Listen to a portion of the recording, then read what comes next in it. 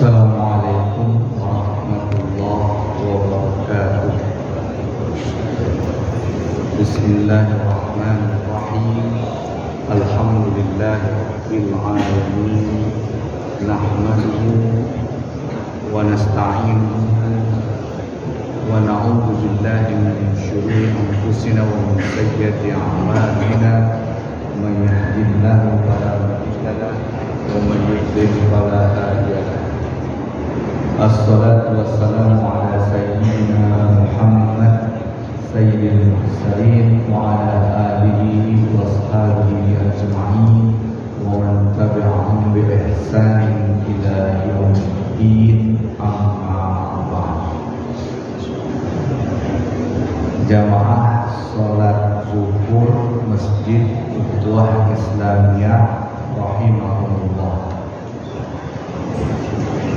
dengan segala puja dan puji, marilah kita bersyukur atas segala nikmat yang diberikan oleh Allah kepada kita yang jumlahnya tak berhilang.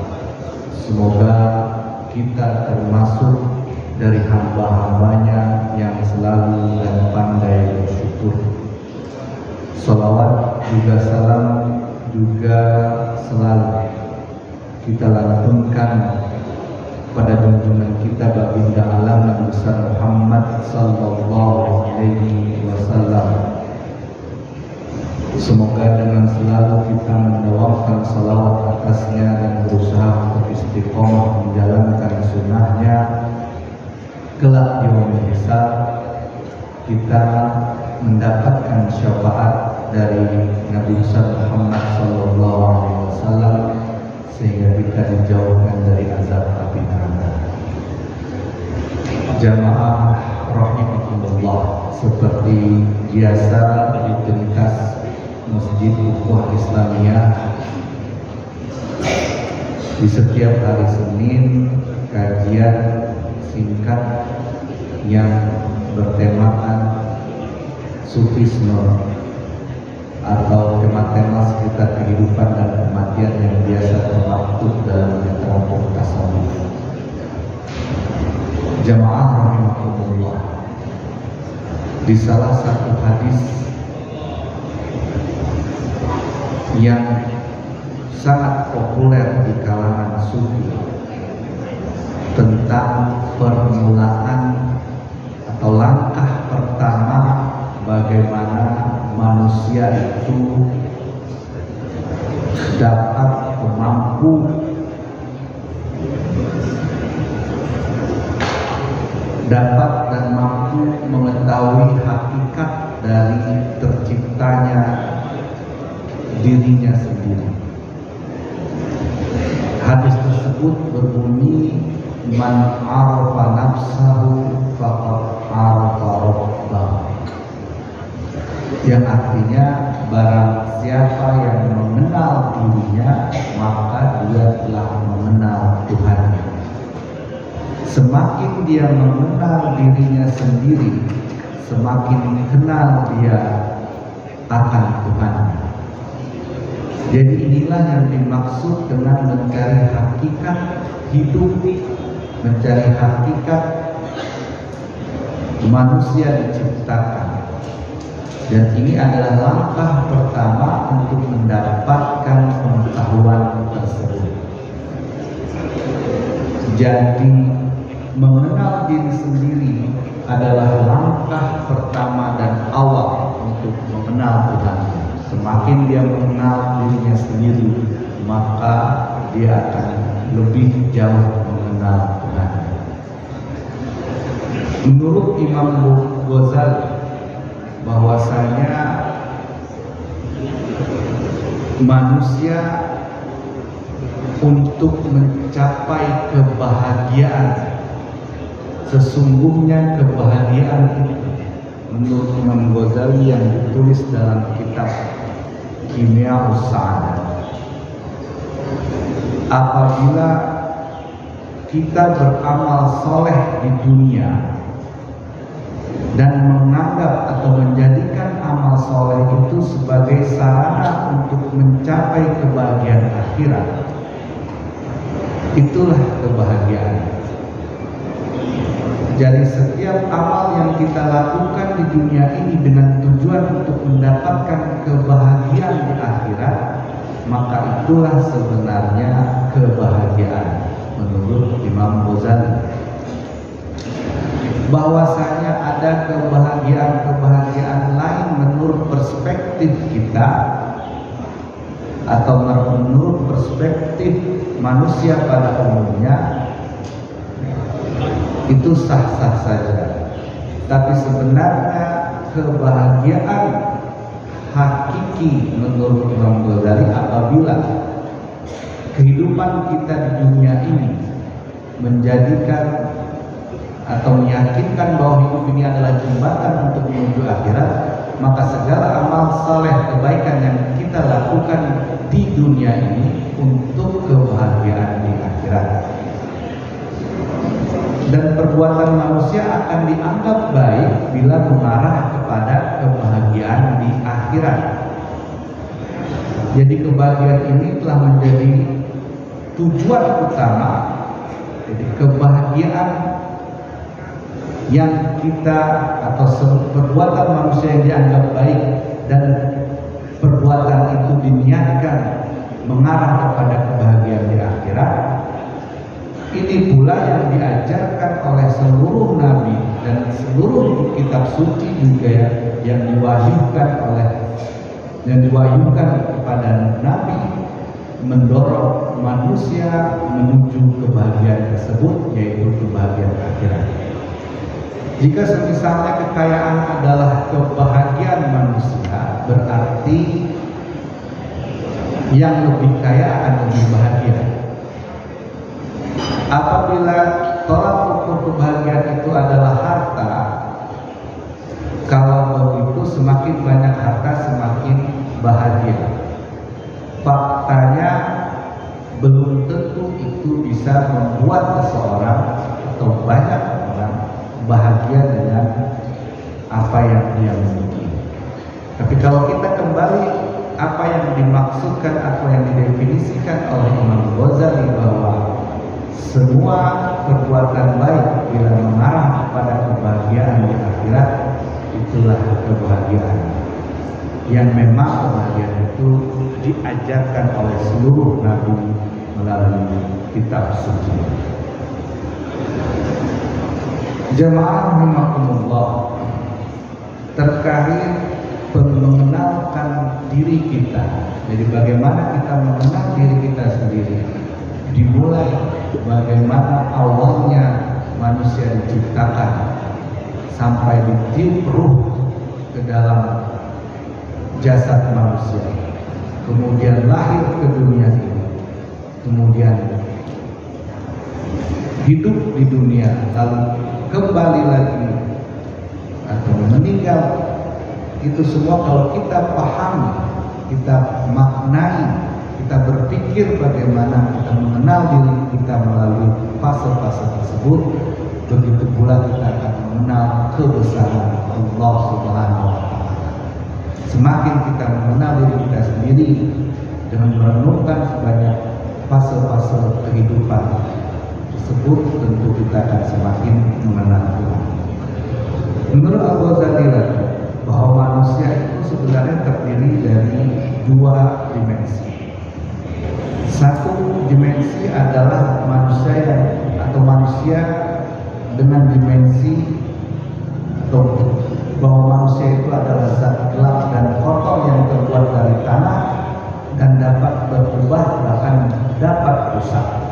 Sedangkan dimensi lainnya adalah jiwa, yaitu zat yang sederhana, jelas, yang itu melengkapi fisik atau melengkapi jasad manusia. Lalu manusia yang mengenal Tuhan, artinya ada dua dimensi dalam diri manusia. Ketika dia sudah mengenal Tuhannya, maka dunia tertinggi dalam kehidupan itu telah dia capai. Karena pada dasarnya jiwa dan jasad atau jasad yang terdiri dari air, tanah, udara, dan api dalam tubuhnya tersebut, kemudian ada jiwa yang itu mampu sampai ke alam ilahi, melalui pengetahuan orang tersebut tentang dunia ini, maka ia termasuk dalam dunia yang lebih tinggi melalui dunia yang paling rendah, yaitu dunia yang saat ini kita tinggal. Artinya dengan kemampuan mengenal itu, mampulah kita walaupun tinggal hidup di dunia yang paling rendah, tapi karena ada ruh yang mampu, yang sudah melekat dalam diri kita, dan ruh itu juga merupakan pancaran ilahi dan mampu sampai ke alam ilahi. Sesungguhnya dengan makrifat tunas dan pengetahuan kita mengetahui diri kita sendiri, dan kita akan sampai ke alam Tuhan, yang artinya kita akan sangat mengenal dengan Tuhan kita, bahkan begitu dekat kita dengan Tuhan. Inilah esensi dari hadis yang menyatakan bahwasanya barang siapa yang mengenal dirinya, maka ia telah mengenal Tuhannya. Jamaah rahimahumullah, manusia tidak hanya mempunyai kekuatan yang bersifat seperti halnya tumbuhan, hewan, bahkan manusia sendiri, tetapi juga mampu mempersepsikan hal-hal yang berada di luar jangkauan indera. Artinya seseorang mempersepsikan detail dengan panca indera melalui akal, melalui perasaan intelektual. Inilah yang tidak dimiliki oleh makhluk selain manusia. Jadi manusia yang dibekali atau yang dititipi akal di dalamnya, gunanya untuk mengetahui hakikat wujud dirinya sendiri, yang itu mengarah kepada mengenal Tuhan. Apabila kita tidak menggunakan akal tersebut untuk mengetahui hakikat penciptaan yang arahnya mengenal kepada Tuhan, itu hal atau sama halnya dengan makhluk yang lain, tumbuh-tumbuhan, hewan, dan makhluk-makhluk lain yang tidak dibekali oleh akal, yang juga bisa memuaskan nafsunya, bahkan bisa lebih dari manusia. Hewan bisa memuaskan nafsunya lebih dari manusia. Dia juga bisa makan lebih dari manusia, bahkan tanpa ada batas. Tetapi manusia yang dibekali oleh akal, inilah sebenarnya, atau akal yang diberikan kepada manusia tersebut digunakan untuk mengenal Tuhannya sesuai yang atau substansi dari hadis man arafa nafsahu faqad arafa rabbahu. Sehingga dapat diketahui bahwa ruh, jiwa, hati, dan akal adalah semua nama-nama yang menunjukkan pada tujuan yang sama, yaitu hakikat manusia dan kebenarannya. Di dalam hati terdapat cahaya ilahi, dan itu juga cahaya iman yang ada dalam diri kita. Hati memahami makna-makna khayalan, bukan makna-makna yang hanya dapat dipahami, tapi juga dapat melebihi dari apa yang kita pahami. Oleh karena itu, Al-Ghazali juga berpendapat bahwa manusia itu sesungguhnya meyakini hakikat dan spiritualitas jiwa jika ia menggunakan akalnya untuk mengetahui Tuhan. Jiwa binatang, jiwa adalah raga halus yang terdapat pada semua makhluk. Jalan menuju ilmu juga jiwa merupakan jalan menuju ilmu serta tidak tersesat jika kita menggunakan akal tadi dengan segenap jiwa yang ada. Bahwasanya manusia terdiri dari dua dimensi, yaitu antara jasad dan ruhnya. Ruh ini sebenarnya juga bukan lebih dulu diciptakan baru ada jasad, tetapi sebenarnya jasad sudah memesan dulu ruh. Artinya ketika sudah berbentuk jasad, ruh pun sudah siap untuk menempati jasad tersebut. Tergantung memang benih dari jasad yang akan terbentuk tadi. Jadi menurut Imam Ghazali, ruh bukanlah hal yang sudah tercipta dulu, tetapi dia sesungguhnya bersamaan dengan jasad, karena jasad sebelum dia berbentuk jasad sudah memesan ruh dulu untuk ditempatkan pada atau menumpang pada jasad tersebut. Jemaah rahimakumullah, jadi ruh adalah jiwa atau makhluk yang diciptakan yang memang menunggangi atau tumpangi kepada jasad. Ketika jasad sudah layak menerima ruh, maka Tuhan menciptakan suatu kekuatan di dalam raga, menciptakan gerak serta aktivitas di dalamnya. Oleh karena itu jiwa adalah suatu peristiwa, bukan peristiwa yang terjadi sebelumnya. Bahkan jiwa muncul bergantung pada kemampuan benihnya, sebagaimana perang dan kemunculan wajah di cermin bergantung pada kemampuan cermin menerima objek pantulan. Lalu Imam Ghazali juga membagi akal itu menjadi 4 makna.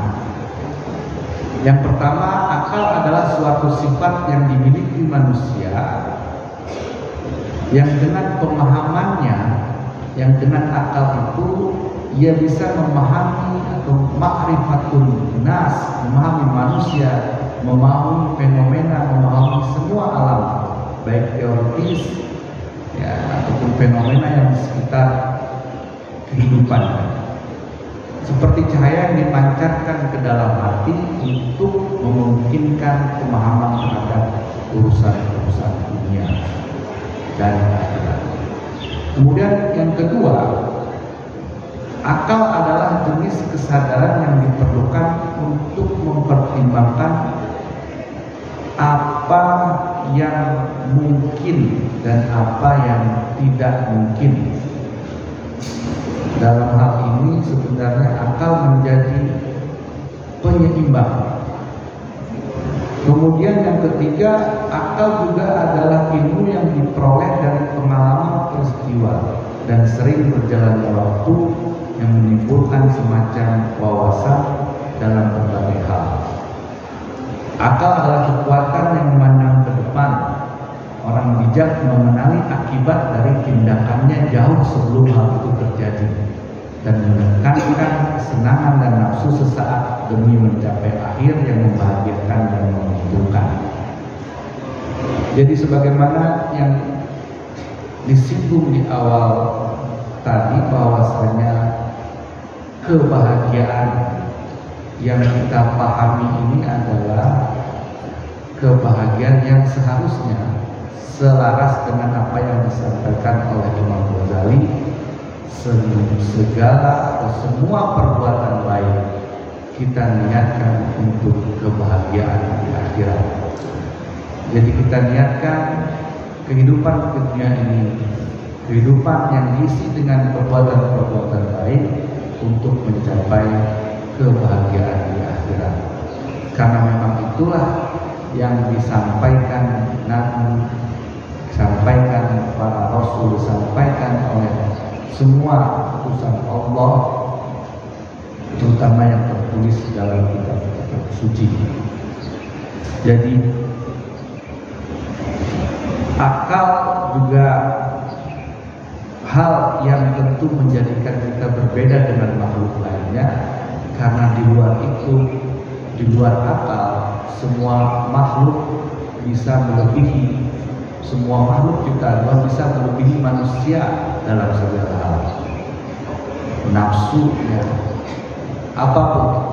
Tapi melalui akal inilah yang diamanahkan kepada manusia, kita gunakan dengan sebaik-baiknya, seperti yang disampaikan oleh hadis Nabi Muhammad SAW, supaya kita untuk mengenal diri kita sendiri, untuk kelak atau itu adalah jembatan untuk kita mengenal Allah Subhanahu wa Ta'ala. Jamaah rahimahumullah, kembali kita untuk merenung kembali makna kebahagiaan, ke konsep kebahagiaan yang selama ini kita pahami. Semoga kita niatkan, atau kita niatkan dengan amalan perbuatan baik yang kita lakukan di dunia ini untuk mencapai kebahagiaan di akhirat. Karena sesungguhnya kita tinggal dunia ini, atau dunia yang merupakan jembatan untuk mencapai akhirat, karena tidak mungkin kita sampai ke akhirat tanpa tinggal di dunia. Jadi sebuah amanah yang diberikan kepada kita yang mampir di dunia ini sebenarnya dengan tujuan untuk kembali lagi ke alam akhirat. Karena pada dasarnya memang awalnya kita di alam di sana karena kesalahan yang dilakukan oleh nenek moyang manusia, sehingga kita turun ke alam dunia yang juga pasti akan kembali pada akhirat. Semoga kita bisa memanfaatkan kehidupan kita yang singkat ini untuk mencapai untuk tujuan demi kebahagiaan di akhirat. Jamaah rahimakumullah, demikianlah kajian singkat tasawuf apa yang disampaikan oleh Imam Ghazali dalam kitabnya Dunia Sa'adat. Semoga menjadi bahan renungan bagi kita untuk selalu mendekatkan diri kepada Allah Subhanahu wa Ta'ala, tentunya dengan lebih mengenal diri kita sendiri. Assalamualaikum